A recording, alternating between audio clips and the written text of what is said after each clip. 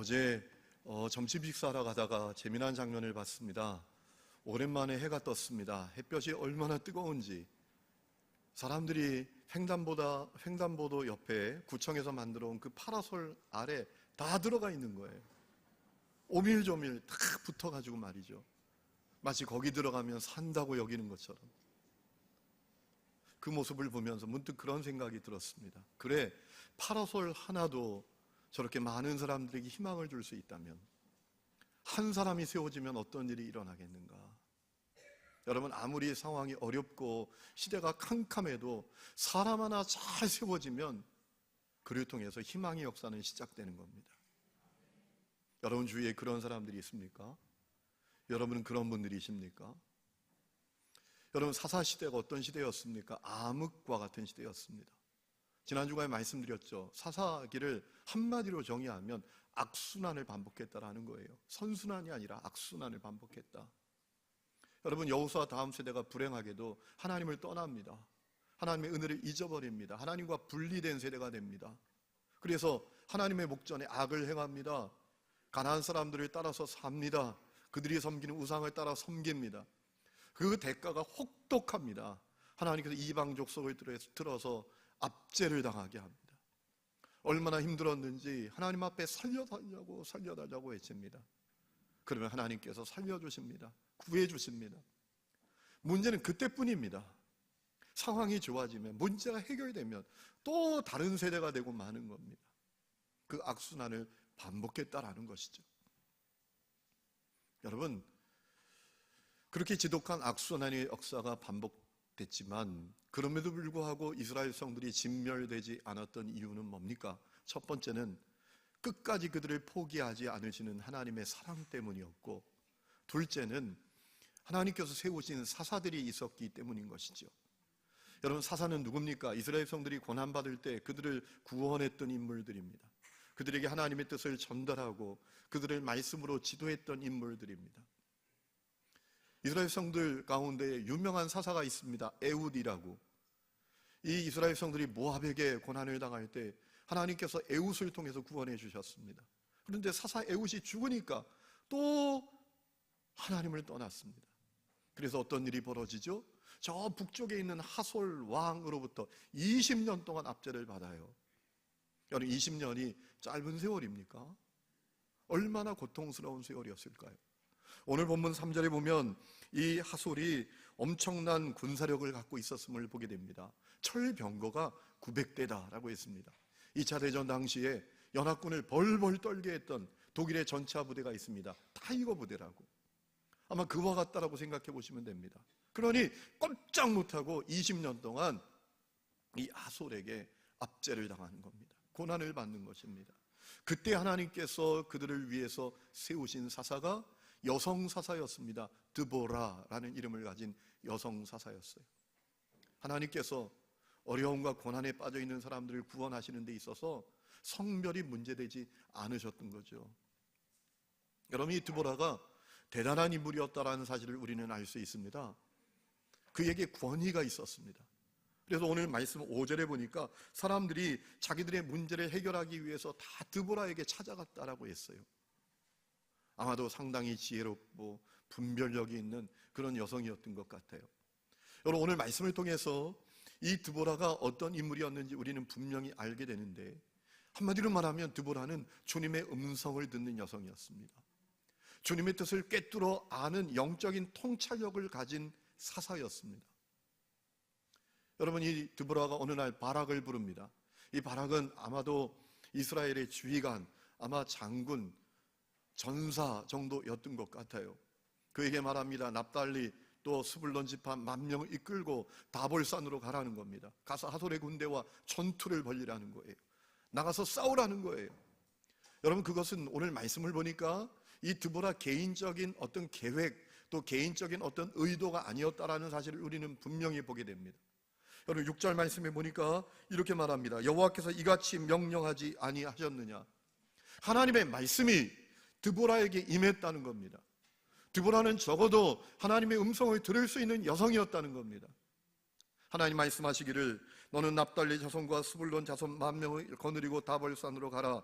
내가 야빈의 군대장관 시스라와 그의 병거들과 그의 무리를 기송강으로 이끌어 내게 이르게 하고 그를 내 손에 넘겨주리라 하셨느니라.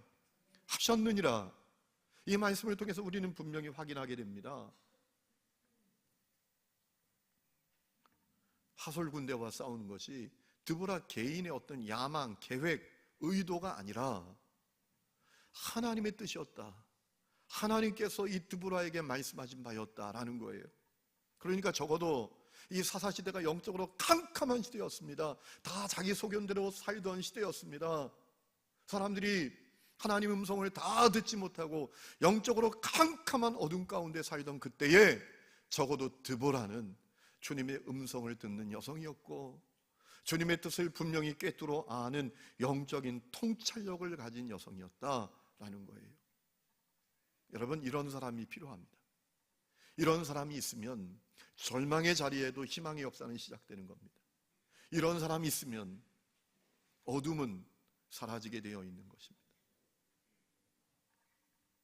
우리는 때때로 세상을 보고 사람들을 보면서 답답한 마음을 가질 때가 있어요. 왜 그 모양이야? 왜 이래 도대체 세상이? 저 사람 왜 저래? 우리 가정 안에서 우리가 살아가면서 그런 마음을 가질 때가 있습니다. 여러분, 적어도 우리 그리스도인들은 그럴 게 아니에요. 우리 그리스도인들은 우리 자신을 보아야 합니다. 우리 속에 빛이 있는가? 우리는 적어도 이 캄캄한 시대 가운데 나를 향하여 주님이 주시는 음성이 무엇인지를 듣는 사람인가? 주님의 뜻을 꿰뚫어 아는 영적 통찰력이 나에게 있는가? 그거 점검해야 합니다. 그 사람이 있으면 거기 그 자리에 희망의 역사는 시작될 수 있습니다. 미국의 매사추세츠주의 세관에서 근무하던 30대 남성이 있었습니다. 회사에서 해고가 됩니다. 능력이 없다고, 무능력하다고. 여러분, 회사에서 해고당하고 집에 돌아가는 그 가장의 마음이 얼마나 절망스럽겠습니까? 나는 실패자야. 나는 인생의 낙오자야. 라는 마음으로 풀이 푹 죽어서 집에 들어갔는데 아내가 그 이야기를 알고 이렇게 말합니다. 당신 인생의 낙오자 아니에요. 당신은 인생의 실패자가 아니에요. 당신에게 기회가 온 거예요. 당신이 좋아하는 일이 있잖아요. 당신이 하고 싶은 일이 있잖아요. 당신 글 쓰는 거 좋아하잖아요. 그 일에 집중할 기회를 주님이 주신 거예요.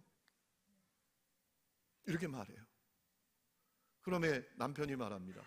우린 뭘 먹고 사냐 그러면. 내가 글 쓰면. 아내가 말합니다. 내가 푼푼히 모은 돈이 있어요. 1년은 우리가 걱정 없이 살 수 있어요. 남편이 다시 말합니다. 내가 1년 만에 시장성 있는 글을 쓸 수 있을까? 아니야, 못해. 그때 아내가 말합니다. 하나님 말씀하셨어요.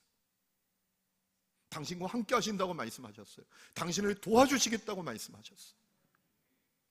남편이 용기를 얻었어요. 우리 함께 무릎을 꿇고 기도했어요. 그 남편이 누구일까요?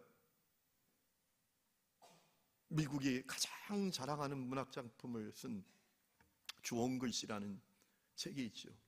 그 책을 쓴 나다넬 호슨이라는 사람이에요.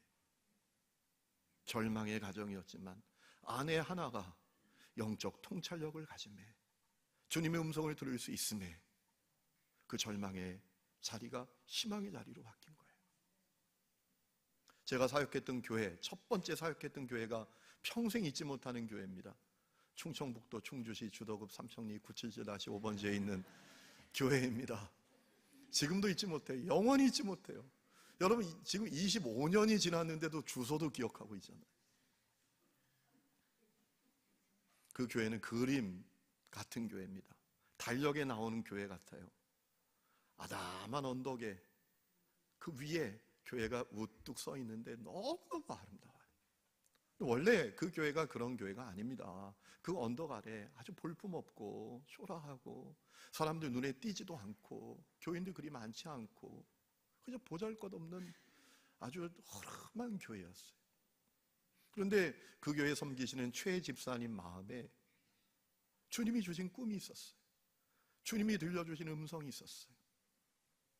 그 언덕 꼭대기를 확 광장처럼 밀고 거기 아름다운 교회를 우뚝 세우고 그 온 지역에서 그 교회가 다 바라다 보이면서 구원의 방주, 구원의 등대로서의 역할을 감당하는 교회가 될 것이다 라는 뜻을 주님이 그 최 집사님에게 주셨어요. 드러내 주셨어요. 어느 날 동네 경지 정리하려고 불도저가 그 시골 동네에 들어온 거예요. 최 집사님이 생각했어요. 기회가 왔다. 그래서 목사님께 찾아갔어요. 목사님, 저 불도저를 불러가지고 언덕 위를 확 밀고 나중에 거기에 교회를 쫙 세우면 너무 좋겠죠. 목사님 말합니다. 그 돈이 어디서 나냐고. 돈이 어디 있냐고. 목사님께 사정했대요. 그러면 임원회를 열어주세요. 임원회를 열어주세요. 임원회가 열렸는데 그 교회 장로님도 있고 권사님들도 여러 분 있는데 똑같은 얘기를 또 하는 거예요. 그 돈이 어디 있느냐고.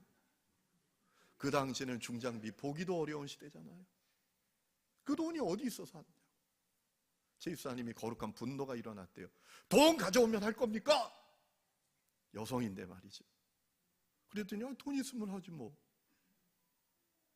여러분, 조그만 농사 짓는 그 새 집사님이 무슨 돈이 있어요? 추수 때도 아닌데 그 길로 이장집에 달려갑니다. 그 동네 전화가 딱 한 대 있는데 이장집에 돌려가지고 교환, 서울 연결해 주세요. 이렇게 전화하던 시절이에요. 서울의 막내딸이 시내버스 차장하고 있었어요. 막내딸에게 전화합니다. 엄마가 추수하면 반드시 갚을 테니까 너 적금을 깨서라도 보내라. 그래서 돈이 와서 불도저를 불러서 그 언덕을 확 밀어서 아름다운 교회가 세워지고 그 지역을 다 복음화하는 구원의 등대가 세워지게 된 거예요. 그분이 바로 지금 하나님의 부름을 받으셨는데 최옥희 장로님이십니다. 그때 그 막내딸, 서울의 시내버스 차장하던 그 딸, 충주 농산물 시장을 휘어잡은 150억대 자산가가 됐습니다. 엄마에게 물론 그 돈 못 받았죠. 하나님이 그걸 보신 것 같아요. 여러분, 하나님의 음성을 듣는 사람, 영적 통찰력이 열린 사람, 한 사람 있으면 그 자리는 절망의 자리가 아니라 희망의 자리로 바뀝니다. 시대적인 한계, 사람의 한계를 넘어서는 역사가 일어납니다. 반대로 그렇지 못하면 하나님의 뜻을 알지 못하고 영적인 소경, 영적인 기머거리에 머물러 있으면 불행해집니다. 자기도 불행해지고. 그런 사람이 리더라면 그 리더를 통해서 고통받는 사람들, 불행해지는 사람들, 비참해지는 사람들이 생겨납니다. 어제 아침에 우리 교육자들 예배 드리는데 우리 교회 김성은 간사가, 교육부 간사가 이 큐티 나눔을 하는 차례였어요. 제가 한 번도 생각해보지 못한 얘기를 하는 겁니다. 우사가 불쌍하다. 우사가 불쌍하대요. 우사가 누굽니까? 다윗이 왕이 되어서 하나님의 법궤를 자기 성으로 모셔옵니다. 그때 일을 했던 인물이 우사죠. 법궤를 수레에 실어 옵니다. 그런데 수레를 끌던 소가 펄쩍 뛰는 겁니다. 아마도 법궤가 수레에서 떨어지려고 했던 것 같아요. 우사가 법궤를 붙들었어요. 그리고 즉사했어요. 법궤는 제사장들만 만질 수 있어요. 제사장들만 손댈 수 있어요. 누구도 손 못 댑니다. 그런 일이 일어났어요. 우사라는 이름의 뜻은 강함이에요. 그 부모가 그 이름을 자기 아이 이름으로 지으면서 그 아이가 얼마나 강인하게 존귀하게 살기를 원했겠어요. 그런데 너무 어이없이 허무하게 죽었어요. 그래서 우리 김성훈 간사가 우사가 불쌍하다고. 여러분, 우사가 불쌍한데 왜 그렇게 불쌍한 사람이 생겼나? 그게 더 중요한 거예요. 그거 놓치지 말아야 합니다. 왜 우사가 불쌍해졌습니까? 중요한 이유가 있습니다. 우사 시대에 이스라엘에 수많은 레인들이 있었습니다. 제사장들이 있었습니다. 그런데 그들이 하나같이 다 영적으로 귀멀었습니다. 주님의 음성을 듣지 못했습니다. 영적인 소경이었습니다. 하나님의 뜻을 알지 못하는 영적인 통찰력이 없었습니다. 법궤는 하나님의 법으로 하면 제사장들이 메고 옮겨야 합니다.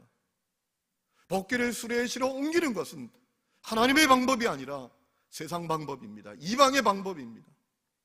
블레셋이 이스라엘과 전투를 해서 법궤를 빼앗아 갈 때 수레에 싣고 갔었어요.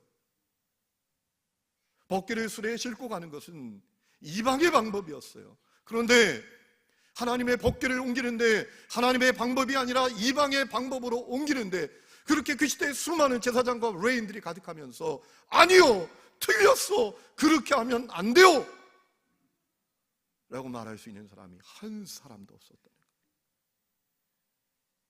하나님의 음성을 듣는 자, 하나님의 뜻을 꿰뚫어 하는 영적 통찰력을 가진 자 한 사람도 없었어. 웃사가 죽어나가는 비극이 벌어진 거예요. 그 당시에 제사장과 레인들이 주님의 음성을 듣는 자들이었으면, 영적 눈이 열려있는 사람들이었으면 웃사 안 죽어도 됩니다.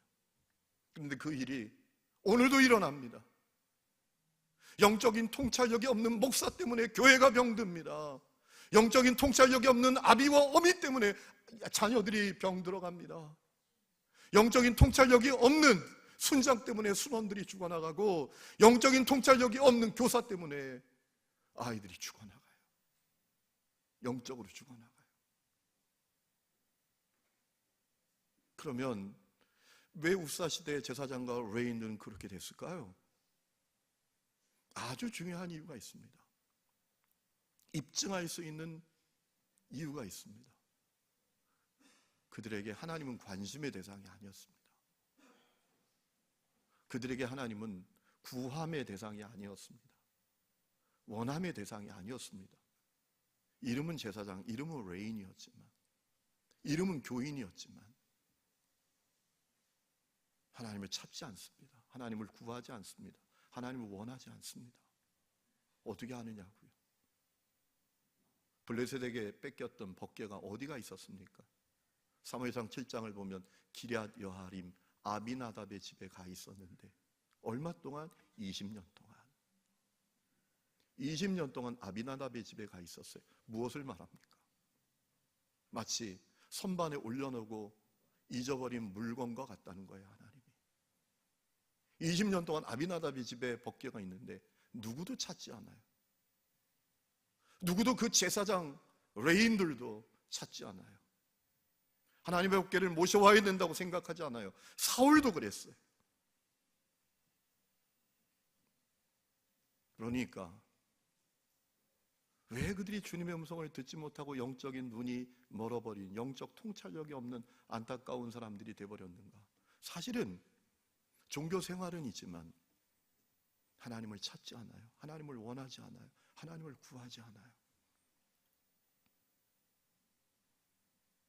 선반 위에 올려놓고 잊어버린 물건과 같아요. 여기 있었네. 하나님 그런 분이십니까?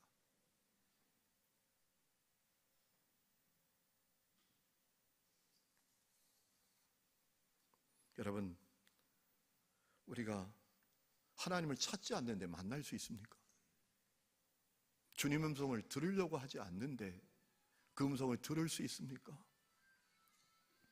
찾지 않고 들으려고 하지 않는데 누가 찾을 수 있고 누가 들을 수 있습니까? 찾으면 찾게 되고 들으려고 하면 듣게 됩니다. 여러분, 신명기 4장 29절에 만일 마음을 다하고 뜻을 다하여 그를 찾으면 만나리라. 예레미야 29장 13절에 너희가 온 마음으로 나를 구하면 나를 찾을 것이요 나를 만나리라 라고 하셨어요. 찾으면 찾게 됩니다. 들으려고 하면 듣게 됩니다. 찾지 않고 구하지 않고 원하지 않으니 들을 수 없었던 거예요. 성도 여러분, 여러분은 어떻습니까? 여러분 하나님을 찾는 분들이십니까? 하나님을 원하십니까? 하나님 그분을 구하십니까? 그분의 손에 들려있는 거, 그걸 구하는 거 아니에요? 만사형통, 소원 성취, 문제 해결. 하나님께 관심도 없고.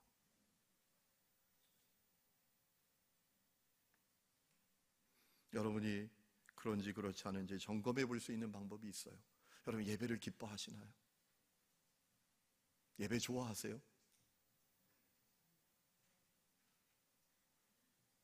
예배 좋아하시나요? 나는 주일 예배 한 번으로 만족이 안 되죠. 나에게 수예배도 필요하고 새벽 예배도 필요하다고 느끼십니까? 유기성 목사님 교회에서 하루 1시간 기도 운동을 펼치기 시작했대요. 우리는 이미 벌써 시작하고 있는 건데, 그거는 내가 유 목사님보다 조금 빨랐어. 근데 그 직원 하나가 유 목사님께 메일을 보내왔대요. 자기 자신을 돌아보게 됐다고. 하루에 1시간 기도 운동 펼치니까 이 직원이 신경질이 나더라는 거예요. 아니, 왜 그렇게 해야 되는데? 아니, 왜 꼭 그렇게 해야 되는데? 화가 나고 신경질이 나더라는 거예요. 그런데 가만히 생각해 보니까 자기가 정말 문제들이에요. 왜냐하면 아니, 하나님을 사랑한다고, 하나님을 원한다고 얼마나 자기가 말은 잘했는데 1시간 기도가 신경질 나니 자기 영적인 상태를 그대로 보게 됐다는 거예요. 이런 생각이 들더래요. 어떤 사람을 사랑해요. 매일매일 늘 함께 하고 싶어요. 그런데 하루에 1시간만 만나라, 1시간만 같이 있어라. 그러면 죽고 싶지 않겠느냐는 거죠. 내가 정말 문제구나, 내가 심각하게 영적으로 지금 문제구나 라는 사실을 깨닫게 되었다고 메일을 보내오셨더래요. 여러분, 성경을 읽으십니까? 성경을 묵상하십니까? 말씀을 읊조리고 묵상하고 읽기를 좋아하십니까? 여러분, 하나님의 말씀이 얼마나 놀라운 말씀이에요. 시편 19장에 보면 여호와의 율법은 완전하여 영혼을 소성케 하고 여호와의 증거는 확실하여 우둔한 자로 지혜롭게 하고 여호와의 교훈은 정직하여 마음을 기쁘게 하고 여호와의 계명은 순결하여 눈을 밝게 하도다. 말씀을 율법, 증거, 교훈, 계명으로 달리 표현하면서 그 말씀이 얼마나 놀라운 말씀인지를 우리에게 소개하고 있는 거예요. 하나님의 말씀이 죽은 영혼을 살려내고, 하나님의 말씀이 우둔한 자를 지혜롭게 만들고, 하나님의 말씀이 죽고 싶은 마음을 기쁨이 가득한 마음으로 바꾸어내고, 하나님의 말씀이 영적으로 소경된 자를 밝히 보는 자로 만들어낸다는. 왜 그런가요? 우리가 그 말씀을 통해서 주님의 음성을 듣기 때문에 그래요. 예수님께서 요한복음 14장에 말씀하셨습니다. 성령님을 우리에게 보내실 텐데 그 성령께서 너희에게 모든 것을 가르쳐 주시고 내가 너희에게 말한 모든 것을 생각나게 하신다. 우리가 말씀을 통해서 주님의 음성을 듣게 된다는 겁니다. 우리가 말씀을 통해서 영적인 통찰력을 갖게 된다는 겁니다. 그래서 우리의 영이 달라지고 삶이 달라지고 살아가게 된다는 거예요. 여러분, 그런 분들이십니까?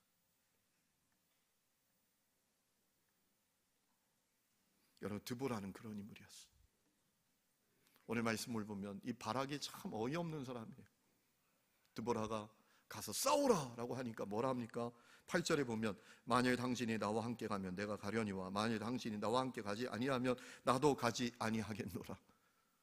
이 남자가 돼갖고 말해. 당신이 함께 가야 한다는 거예요.